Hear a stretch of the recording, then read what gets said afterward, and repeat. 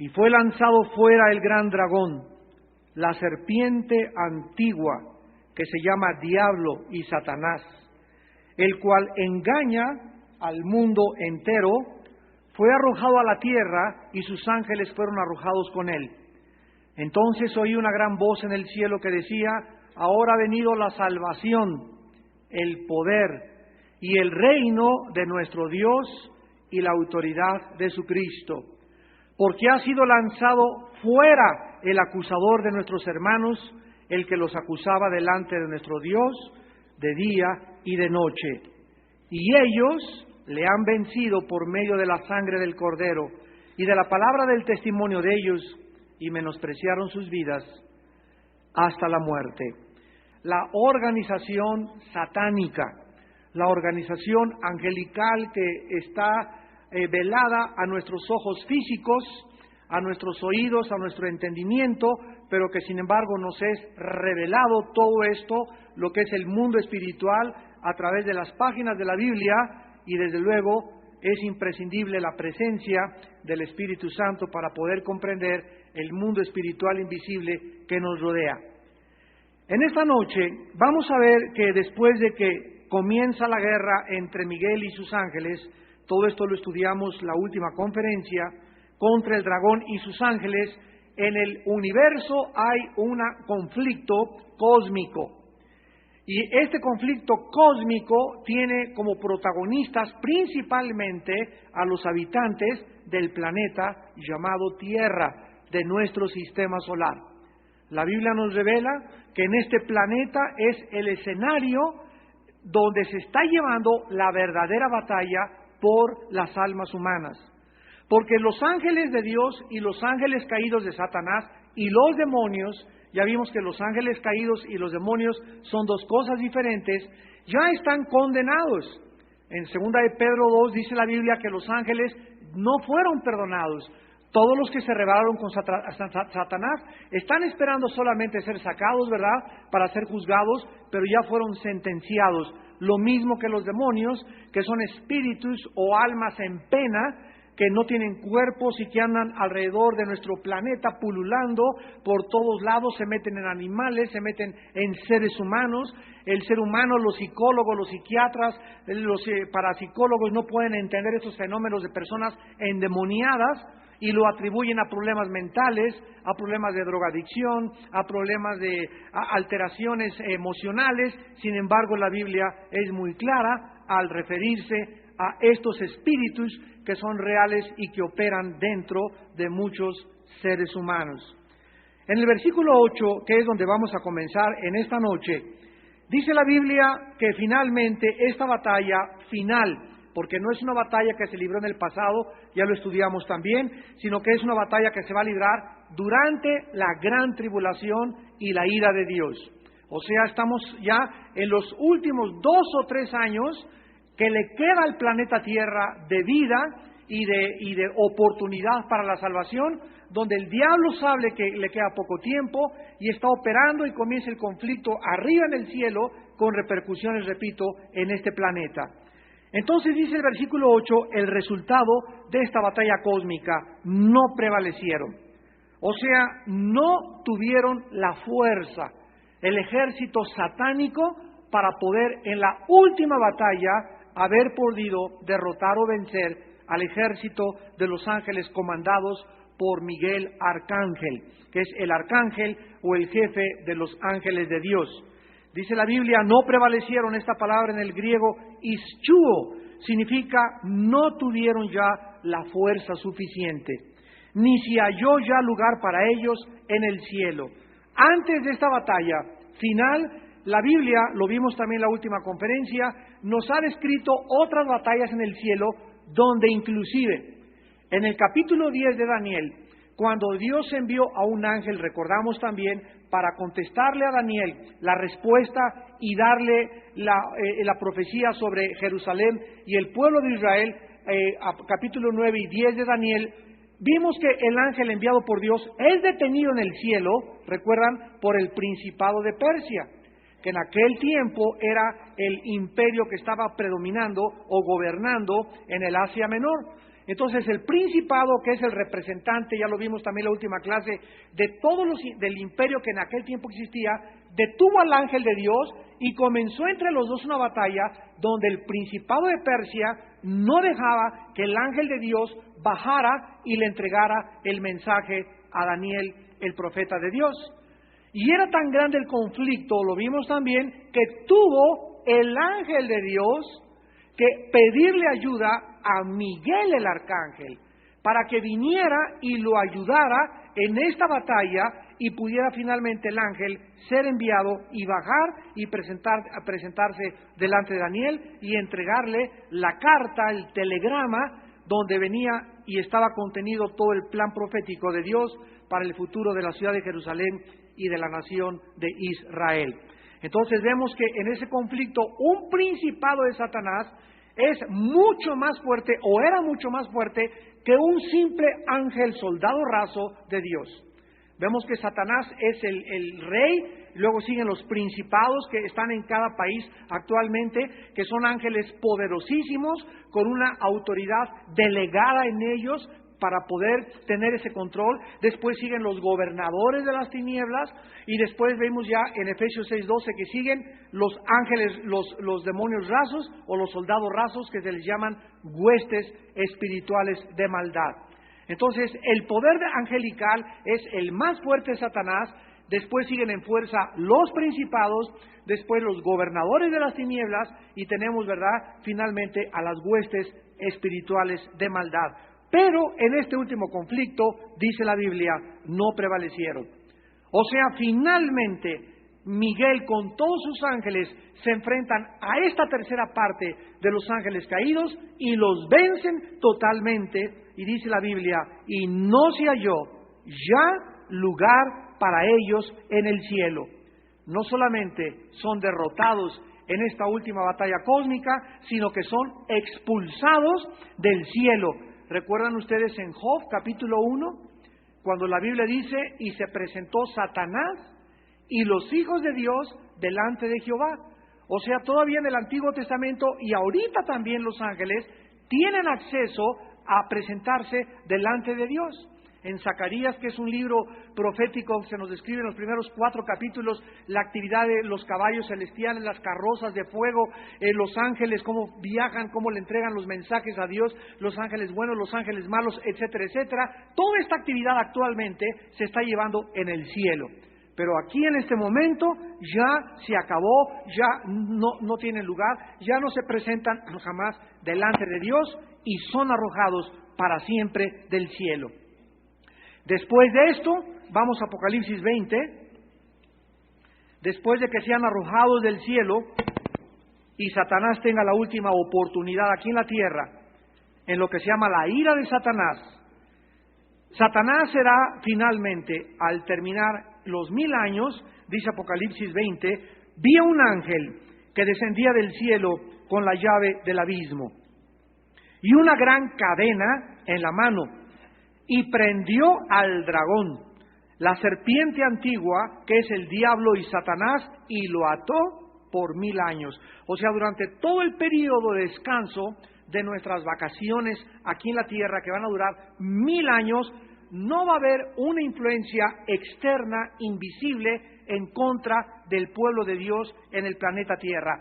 Sin embargo, a pesar de que Satanás va a ser atado durante todo este periodo de 1000 años, la Biblia nos revela en Isaías 65 y 66 que va a haber levantamientos y va a haber pecado de muchos seres humanos durante este periodo de 1000 años de descanso, y el pecador de 100 años será maldito por Dios. O sea, durante el periodo de los 1000 años va a haber muerte todavía. Durante este periodo de 1000 años va a haber reproducción sexual. Dice la Biblia que no darán a luz para maldición, Isaías 65. Y durante todo este periodo, el hombre se va a demostrar no necesita a un factor externo para poder rebelarse en contra de Dios. O sea que en las otras 6 dispensaciones o economías del pasado, en la que Dios ha trabajado con Dios de diferentes formas, se va a demostrar en el milenio que esa mentira de el diablo me lo hizo hacer, el diablo me puso esta mujer, el diablo me hizo caer. Aquí se va a demostrar, con el diablo atado por 1000 años, que el ser humano no necesita un factor externo para rebelarse en contra de Dios. Entonces, esta es una de las últimas pruebas para el ser humano y también donde se demuestra, repito, la grande pecaminosidad y rebelión que aún queda en el corazón humano. Ahora, muy bien, estas personas durante el milenio que se van a revelar, ¿quiénes son? Porque se supone que cuando Cristo venga, nosotros bajamos con cuerpos glorificados, ¿verdad?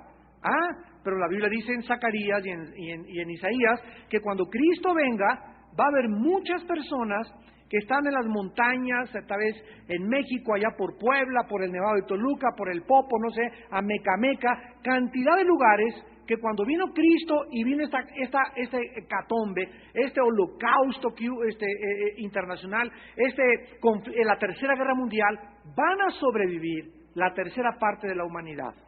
La tercera parte de los hombres va a estar viva cuando acabe la Tercera Guerra Mundial. O sea, no hay tal cosa como el fin del mundo, donde todo el mundo va a desaparecer. Esto será hasta la creación después del milenio de los cielos y la nueva tierra. Entonces, cuando venga Cristo, baja con nosotros, porque nosotros fuimos arrebatados antes, ¿se acuerdan del arrebatamiento? Cuando venga Cristo, bajamos nosotros, ustedes y nosotros, con cuerpos glorificados. Pero los habitantes de la tierra que estén vivos, que sobrevivan al holocausto, a la Tercera Guerra Mundial, van a pasar a vivir al milenio, pero con cuerpos no glorificados. Y son estas personas o sus descendientes los que van a iniciar la rebelión al final del milenio también en contra de Cristo en cuanto Satanás sea liberado. Dice el versículo 2 de Apocalipsis 20, y lo arrojó al abismo, y lo encerró y puso su sello sobre él para que no engañase más a las naciones. Este tema acerca del engaño de Satanás en las naciones lo vamos a ver con más detenimiento porque es la principal actividad después de acusar la función de Satanás en el mundo y en el planeta Tierra. Otra vez se dice que Satanás engaña a las naciones, que fue hasta que se cumplieran 1000 años y después de esto. O sea, al acabarse el milenio, al acabarse nuestras vacaciones, al acabarse el reino mesiánico, debe ser desatado por un poco de tiempo. Vemos pues claramente, ¿verdad?, que Satanás en el versículo 10 y el diablo que los engañaba fue lanzado en el lago de fuego y azufre, donde estaban la bestia, o sea, el anticristo y el falso profeta. Entonces, durante estos 1000 años, vemos que el lago de fuego ya fue inaugurado. ¿Y quiénes son los primeros que visitaron y a los primeros que van a recibir con una limonada en el lago de fuego? El anticristo y el falso profeta. Y cuando pasen los 1000 años, el diablo es echado y ahí estaban ya. 1000 años antes llevaban el par de angelitos del anticristo y del falso profeta. Entonces vemos que todo esto va a tener lugar antes de los 1000 años, el juicio, porque dice en Apocalipsis 20, cuando lo estudiemos, del gran trono blanco, donde van a ser lanzados al lago de fuego los cobardes, los incrédulos, los homicidas, los hechiceros, los fornicarios, etcétera, etcétera, tendrán su parte en el lago de fuego, que es la muerte segunda. Muy bien, vamos pues, otra vez regresamos a Apocalipsis 12, y dice la Biblia a continuación, y fue lanzado, versículo 9, el gran dragón. Detengámonos y observemos los diferentes nombres que el Espíritu Santo le da a Satanás. En primer lugar se le llama el gran dragón, Jodracón Omegas en el griego. Y ya estudiamos claramente en la última y en la penúltima conferencia toda la relación del dragón. ¿Por qué aparece el dragón en las camisetas, en los coches, en los grupos de rock, en los satánicos, en diferentes artistas de cine? Ya vimos esta imagen del dragón. ¿Y dónde tiene su origen esta imagen del dragón? Que no es más que Satanás disfrazado. Entonces ya estudiamos todo esto. Pero esta designación de llamarle a Satanás el dragón tiene por objeto destacar el carácter temible y repulsivo del gran usurpador. A continuación se le llama la serpiente antigua, o Ophis o Archaios. De ahí viene la palabra ofidio. Es la palabra griega ophis que se le da a la serpiente. Repito, de ahí se deriva la palabra ofidio. Sin duda este nombre, ¿verdad? La serpiente antigua, ¿hacia dónde nos lleva? Hacia el huerto del Edén. La primera presentación, el primer retrato, la primera aparición de Satanás en el planeta Tierra es en forma de serpiente. Y esto nos habla, ¿verdad?, claramente cuando el maligno produjo o tentó a la primer pareja humana para que cayeran en el pecado. Y este sustantivo que dice la Biblia, la serpiente antigua, no sugiere precisamente, al asociarlo con una serpiente, su sutileza. La forma como se arrastra una serpiente, que es imperceptible, que no hace ningún ruido y que brinca y que jamás, el 99% de las veces, captura su presa o tira la mordida, es lo que quiere el Espíritu Santo enseñarnos acerca de por qué se le llama la serpiente antigua. Vayamos a 2 de Corintios, capítulo 11, y veamos lo que el apóstol Pablo en el Nuevo Testamento nos revela acerca de la serpiente. Es un versículo lleno de significado y profundamente maravilloso. 2 de Corintios 11, versículo 3. El apóstol Pablo tenía un temor acerca de la iglesia de Corinto y les dice así: pero temo que como la ophis, como la serpiente, con su panurgia, con su astucia, lo vamos a ver a continuación, engañó a Eva, vuestros sentidos sean de alguna manera extraviados de la sincera fidelidad a Cristo. Esto es interesantísimo y me tomé el tiempo de examinar palabra por palabra en su lenguaje y en sus raíces etimológicas, y miren ustedes lo que el apóstol nos está revelando. En primer lugar, dice la Biblia que Satanás es astuto, es sutil, es engañoso. Cuando viene a atacar a un cristiano, ya no digamos los no cristianos, cuando viene y se acerca a nosotros, tiene por función o tiene como objetivo número uno, engañar nuestros sentidos. La palabra sentido es la palabra griega noema, que se traduce en otras palabras, en otros versículos, entendimiento. Veamos esta misma palabra en otros pasajes. 2 de Corintios, capítulo 2, versículo 11. Y miren qué interesante cómo se traduce aquí. 2 de Corintios 2:11. Para que Satanás no gane ventaja alguna sobre nosotros, porque no ignoramos sus noemas. La palabra noema aquí se traduce maquinaciones. Y en 2 Corintios 11:3 se traduce en sentidos. Y en el original griego es entendimiento. Entonces vamos a tratar de entender esto. En 2 Corintios 2:11 dice, para que Satanás no gane ventaja alguna sobre nosotros, porque no ignoramos sus facultades mentales. Porque no ignoramos la forma como Satanás en su mente piensa, y se tradujo maquinaciones.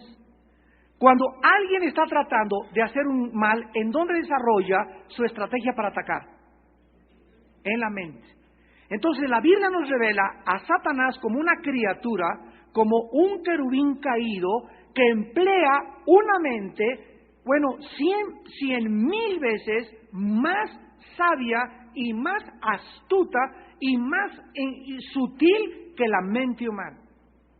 Si a ti te engañó tu compadre, te engañó tu esposa, te engañó tu esposo y te fuiste con la finta, ay no, si mi angelito, ¿qué me va a hacer? Muchas veces a nuestros propios hijos nos engañan, mi hijo hizo eso, tu hijo hace eso y cosas peores. Te engañaron en un negocio. Si cualquier persona de una forma tan fácil, somos tan vulnerables y somos tan tontos y tan frágiles y tan débiles, imagínense ahora la mente de Satanás para engañarnos. Entonces, la Biblia no quiere que ignoremos que Satanás está maquinando, está pensando siempre la forma de ponernos un tropiezo, de impedir que tu vida y mi vida pueda llegar al final a la misión para la cual Dios me creó y para lo cual estamos viviendo.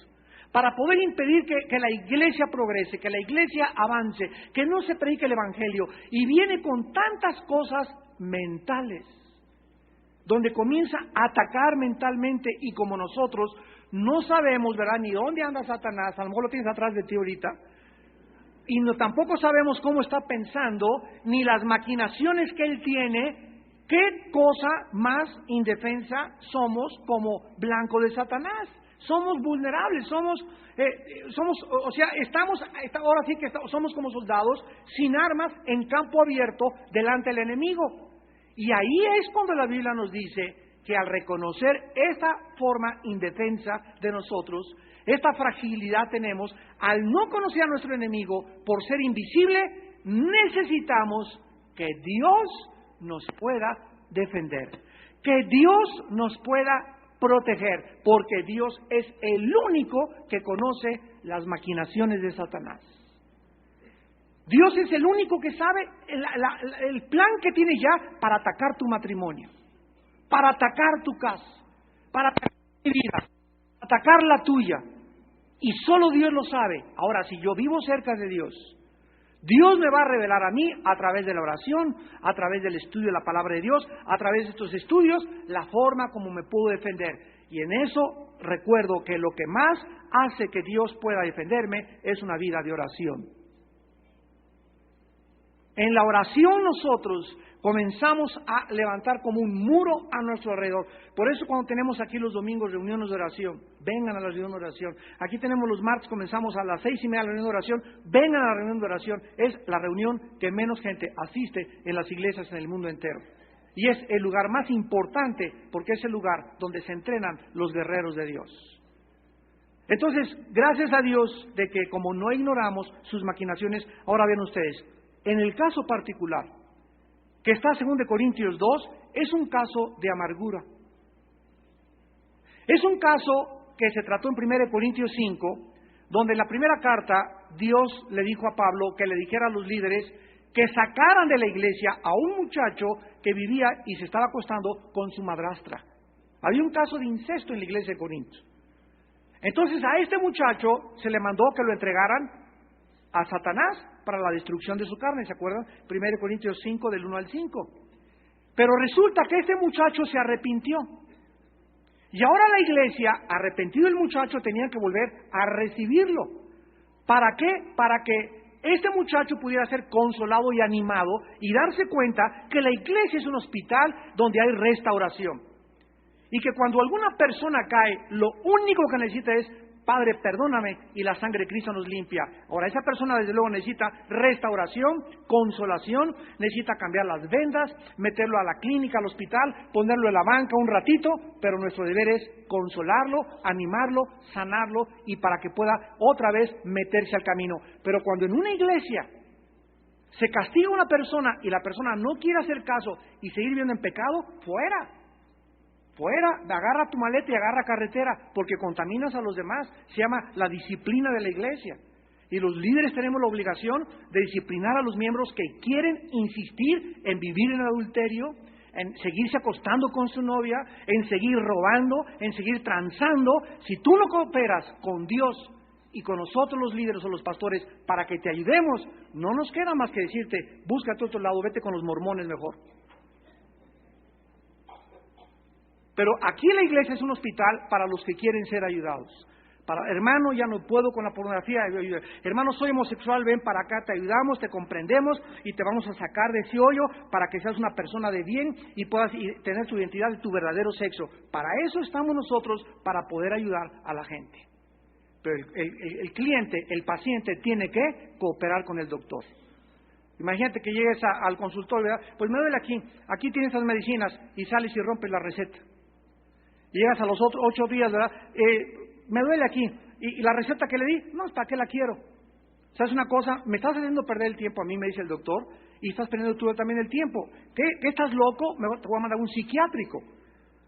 Porque para mí que no tienes ninguna intención de querer mejorar.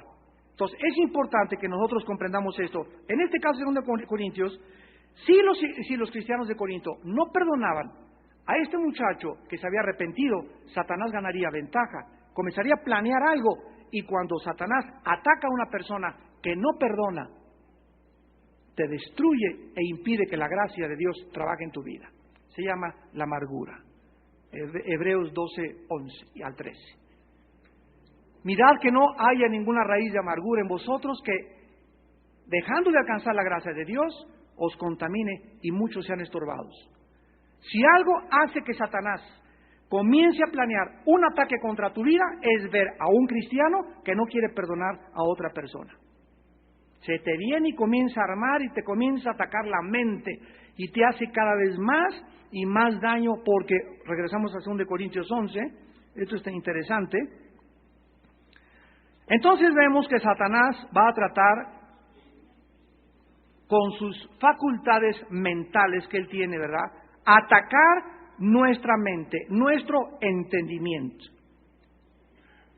Y la razón por la cual quiere atacar nuestro entendimiento es para que seamos extraviados. Y aquí esta palabra extraviados es la palabra peteiro, que significa destruir y corromper. Destruir y corromper. De las 5 veces que aparece en el Nuevo Testamento, en todas se traduce, menos aquí, corromper y destruir. Satanás quiere atacar tu mente para corromperla, para contaminarla, para ensuciarla. Y finalmente, ¿cuál es su objetivo final? Corromperte de la sincera fidelidad a Cristo. O sea, mi relación con Cristo tiene que ser sincera. Yo no puedo caminar con Dios siendo una persona deshonesta. Tú no puedes venir con Dios y, Señorcito, perdóname y sáname esto y ayúdame para acá y vivir en pecado deliberado y no perdonar y estar amargado, etcétera, etcétera. No puedes. Dice la Biblia que el propósito de este mandamiento, 1 Timoteo 1, es el nacido del corazón limpio, de una fe no fingida, de una conciencia limpia, transparente, sincera, sin dobleces, no hipócrita, en otras palabras. ¿Quieres caminar con Dios? Dice Dios, sé como tú eres. Ábrete totalmente, Padre, soy esto, soy aquello, ayúdame, Señor. No quiero seguir en este pecado, por favor. Esto es lo que se llama transparencia, sinceridad. Y cuando un cristiano es atacado por Satanás, comienza a creer que puede ser cristiano y venir a la iglesia y tener una doble vida. Esa persona está corrompida en su mente. ¿Quién le produjo ese engaño? Satanás. ¿Cuántos cristianos que me escuchan también a través de la televisión viven de esta manera? Creen que pueden venir a la iglesia y que pueden ser cristianos y tener una doble vida. ¿Cuántos jóvenes creen que pueden ser cristianos y están en la alabanza, en el coro y estarse acostando con su novia? ¿Cuántos cristianos creen que pueden robarle a Dios y sin embargo pedirle a Dios, Padre, ayúdame en mi matrimonio, ayúdame en esto?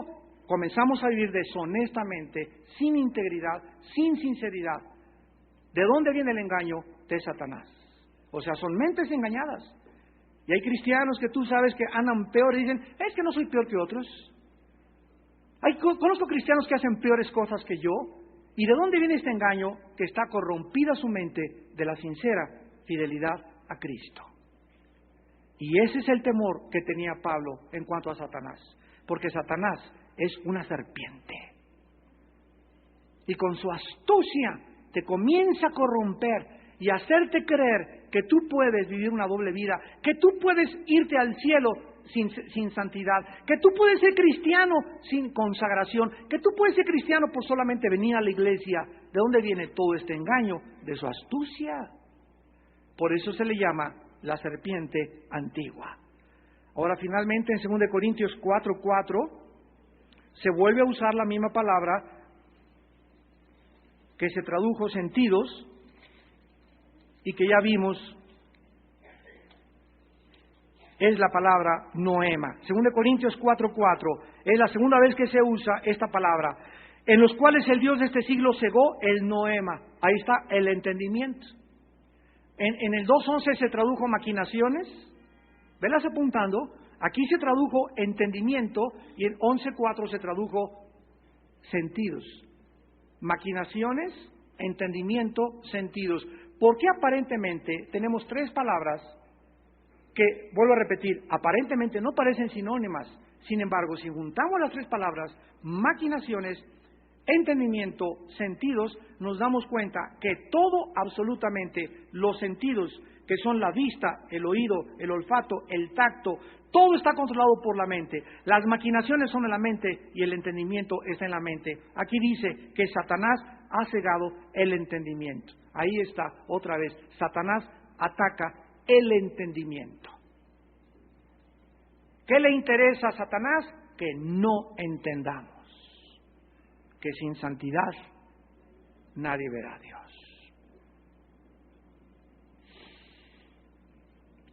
En Mateo 24:32 en adelante dice la Biblia, como en los días de Noé será la venida del Hijo del Hombre. Escucha lo que dice. No entendieron. Comían, bebían, se daban en casamiento y no entendieron. Ahí se vuelve a injertar que el problema humano de los que van a ser llevados, arrastrados por el mundo, jalados por la corriente, atraídos por el imán de la inmoralidad y de todo el pecado, va a ser seres humanos que no entendieron. Dice en Efesios 5, no seáis insensatos, sino entendidos de cuál sea la buena voluntad para tu vida. Porque un marido no quiere entender que su esposa es vaso frágil, que la tiene que respetar, que tiene que ser ejemplo de ella, que es su oveja. ¿Por qué no entiende eso? Porque tiene corrompido el entendimiento. Satanás está operando en su vida. ¿Por qué una esposa no tiene que entender que no puede ser refunfuñona todo el día? Y jeringa a su marido, y muele a su marido, y friega a su marido. ¿Por qué no lo ha entendido? Porque Satanás en esa mujer ha corrompido su entendimiento. Pero es maestra de la dominical y presidenta de la femenil.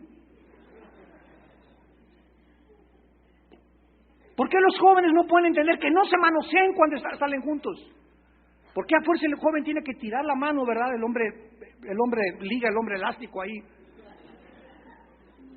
con su novia. ¿Por qué no lo ha entendido? Porque tiene el entendimiento corrompido, vive engañado, pero toca en la alabanza, canta en el coro, es diácono, etcétera, etcétera, y creen que pueden tener una doble vida. ¿Por qué es esto? Porque Satanás ha corrompido el entendimiento. Porque las personas no cristianas no creen el Evangelio. Aquí dice, porque Satanás ha cegado sus mentes. Ha puesto un velo sobre toda la humanidad. Toda la humanidad, de acuerdo a la Biblia, tiene un velo. Y no pueden ver a Cristo como el Redentor. Lo ven como un gran hombre, lo ven como un filósofo, como un gran maestro de la moral, como un gran iluminado. Pero hasta que una persona pueda decir, ese es el Cristo, el Hijo del Dios viviente, es porque las vendas se me han caído de los ojos. Porque hasta que las vendas caigan de los ojos y hasta que este velo que Satanás ha puesto en mi vida y en tu vida, nosotros pudimos convertirnos a la luz del Evangelio.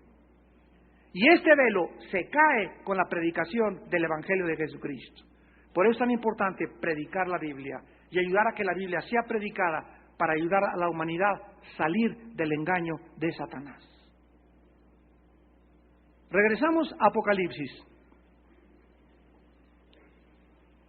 Y también se le llama en tercer lugar el diablo y Satanás. La palabra diablo es diabolos y significa calumniador o difamador. Es lo que significa la palabra diablo. El que difama, el que calumnia. Y la palabra Satanás significa adversario, Satán en el hebreo, adversario o enemigo, oponente o contrincante. O sea que Satanás no solamente es el enemigo de Dios, sino que Satanás también es el principal enemigo de la humanidad. Y su labor, como lo acabamos de ver, dice la Biblia, engaña al mundo entero. Satanás, pues, de acuerdo a la revelación bíblica, es el maestro de los maestros con todos los doctorados del universo en el arte de engañar.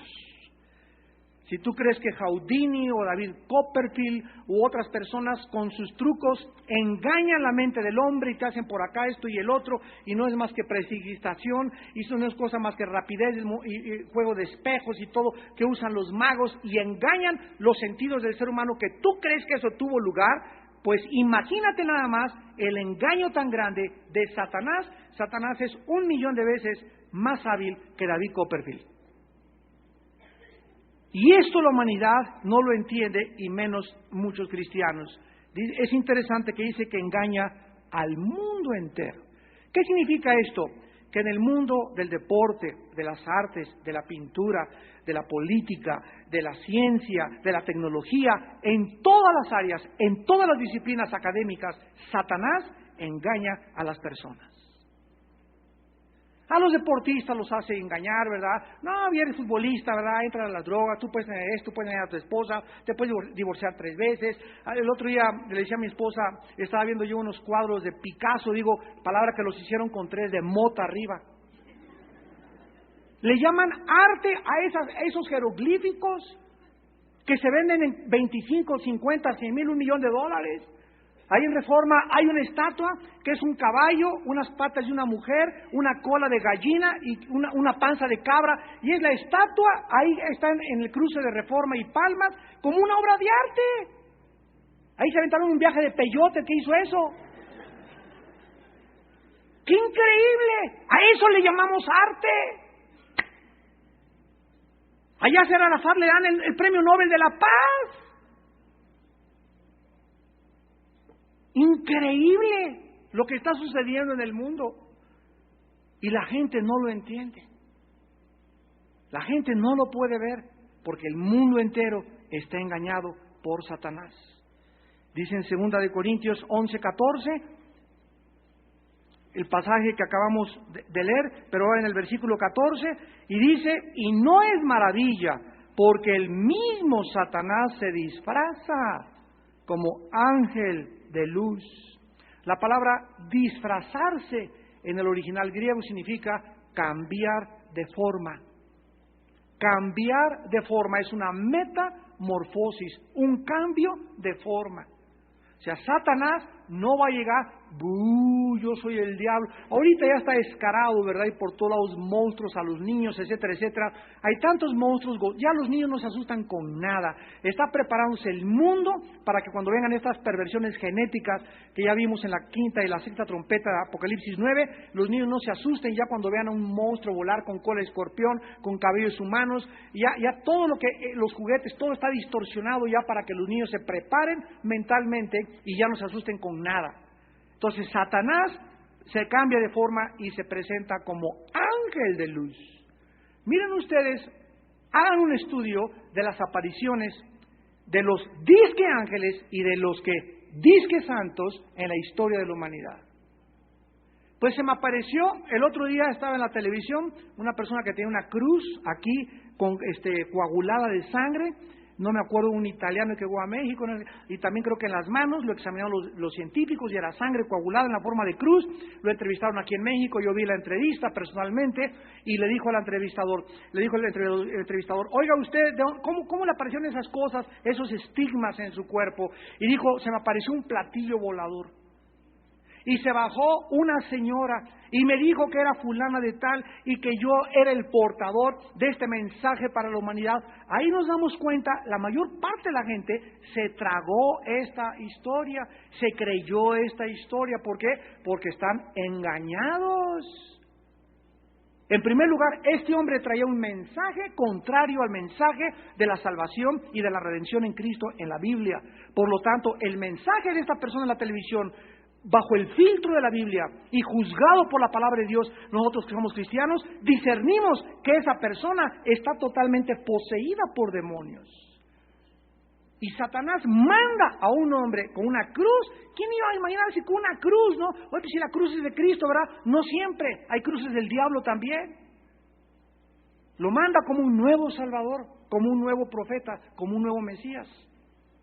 Cuando el gurú, el doctor Estrada, el Harashi Mashi, aterrizó en Los Ángeles, al llegar al aeropuerto les dijo, ha aterrizado Dios entre ustedes. El Dalai Lama le dijo al Papa Juan Pablo II, yo soy Dios.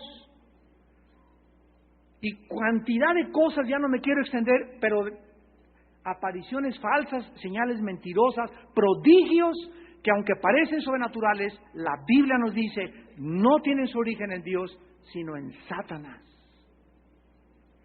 Pero como el mundo no conoce el engaño, ni cómo procede el engaño, ni que hay una fuerza externa invisible operando en el mundo que se llama en 2 de Tesalonicenses el misterio de la iniquidad, el mundo permanece engañado por Satanás. Repito, hasta que una persona se convierte, se le caen las vendas y vemos la verdad.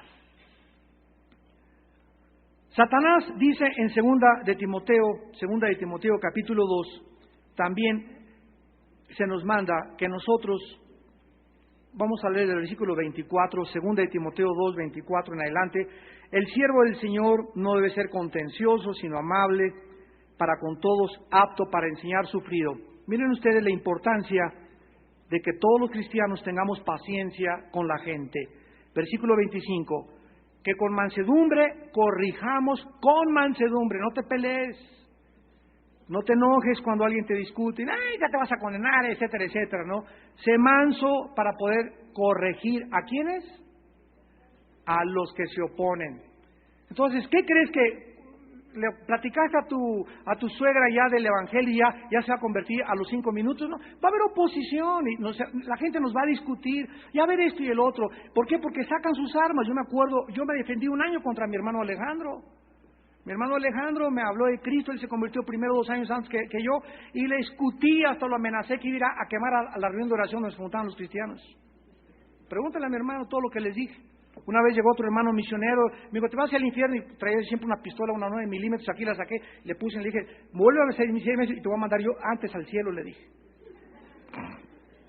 Un año me estuve defendiendo, no, yo aquí el filósofo y psicólogo, y que Lobsang Rampa, y que el cordón de plata, y que los viajes astrales, y que el Che Guevara, y que Peace and Love, y todos esos rollos, ¿verdad? Nos defendemos, ¿por qué? Porque no aceptamos tan inmediatamente el Evangelio. Tenemos que defendernos y demostrar que no y que yo, y hasta que, ¿verdad?, Dios nos desarma y caemos, nos quebranta y le entregamos y decimos, Padre, tú eres el Cristo, el Hijo del Dios viviente. ¿Qué he estado haciendo? Perdiendo mi vida con otros rollos y filosofías. Pero la gente se va a oponer a nosotros, espéralo. Ahora, si nosotros tenemos esa mansedumbre, mira lo que dice la Biblia, por si quizá Dios les conceda que se arrepientan para conocer la verdad. Escucha, y escapen del lazo del diablo, en que están cautivos a voluntad de Él.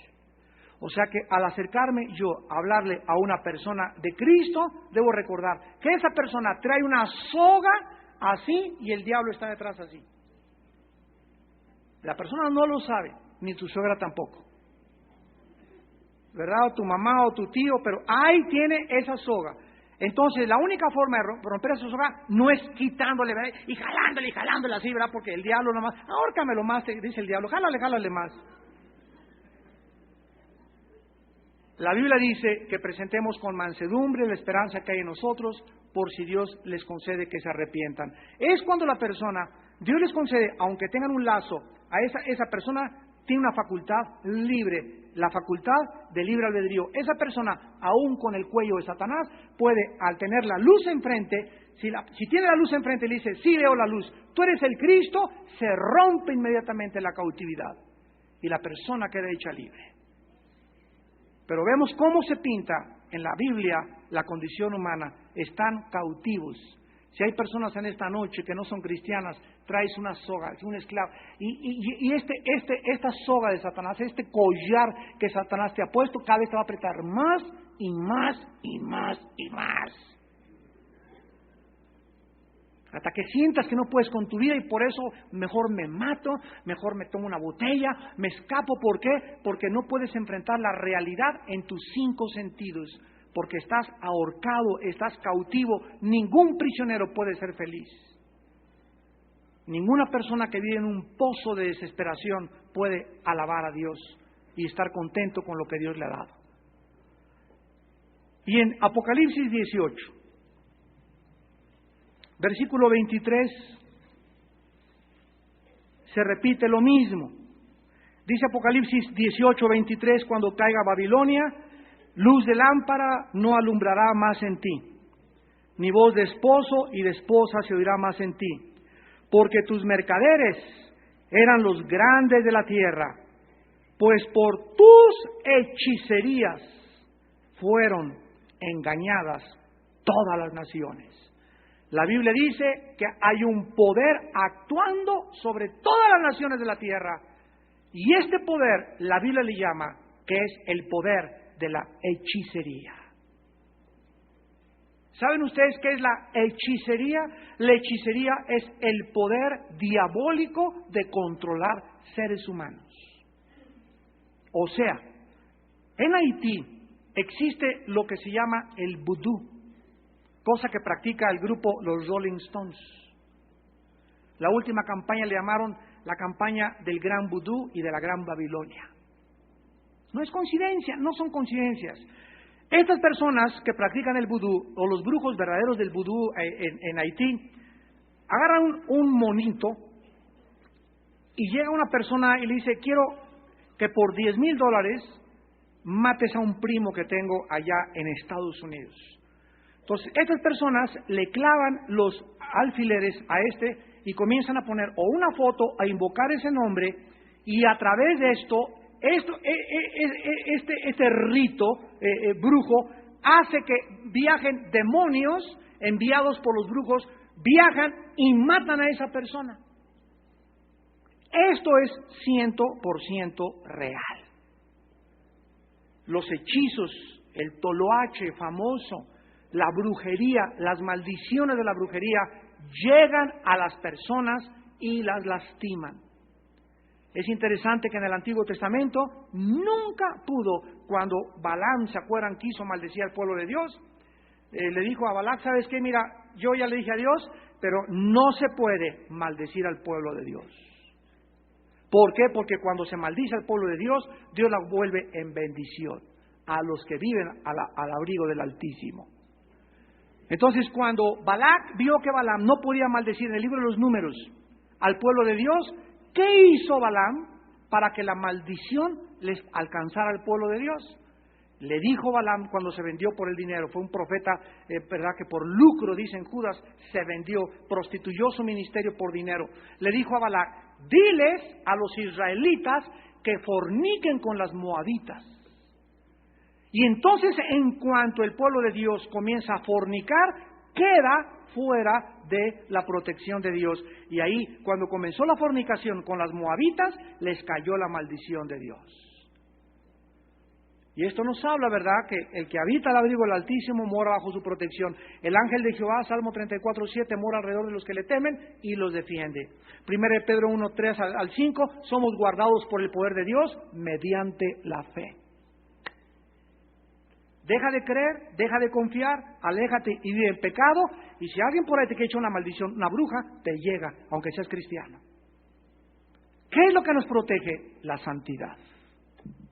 Nada más, la santidad. ¿Ven ustedes con qué confianza puede andar un cristiano, con cuánta tranquilidad de que no tengo temor de nada? ¿Por qué? Porque caminas en santidad con Dios.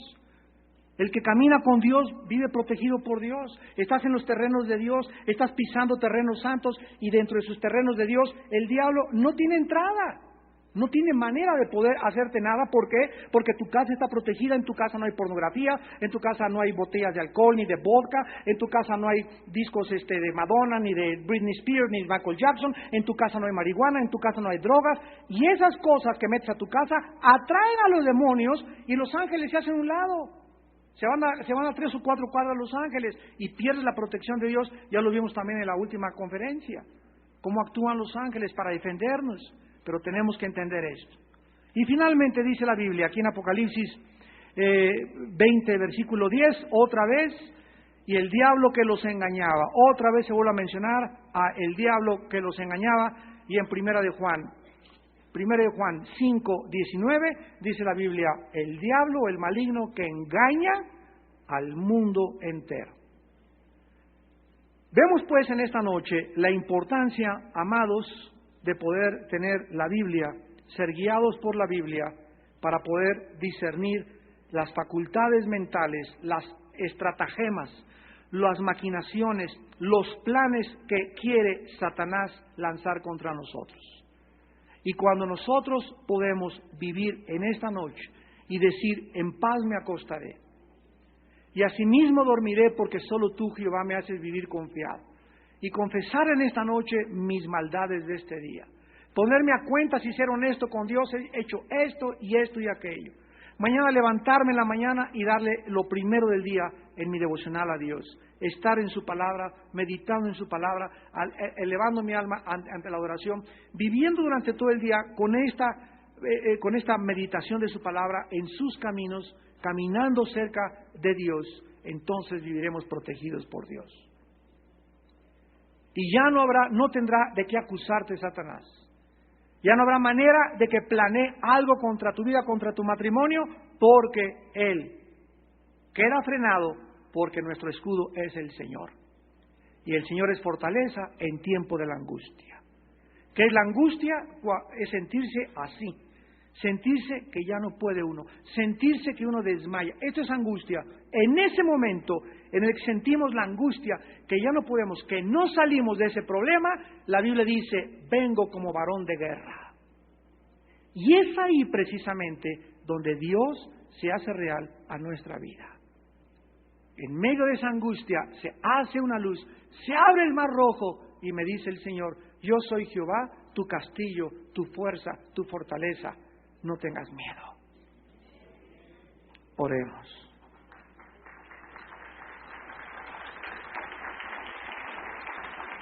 Padre, te damos gracias por tu palabra en esta noche y por descorrernos el velo del mundo invisible espiritual a nuestras mentes, a nuestro entendimiento. Te damos gracias, Señor, porque separados de ti nada podemos hacer. Te damos gracias porque ahora miramos a cara descubierta. Tus hijos ya no tienen ese velo que antes teníamos puesto por Satanás, donde no podíamos entender la cruz, porque la palabra de la cruz es locura a los que se pierden. Pero para nosotros ahora la muerte de tu Hijo Jesucristo es el símbolo de tu poder y de tu sabiduría.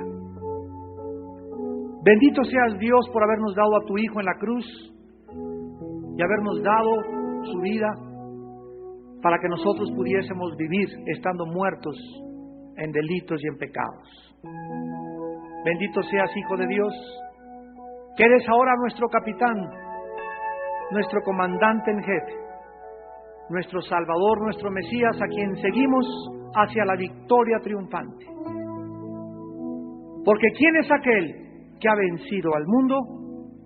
El que cree que Jesús es el Hijo de Dios.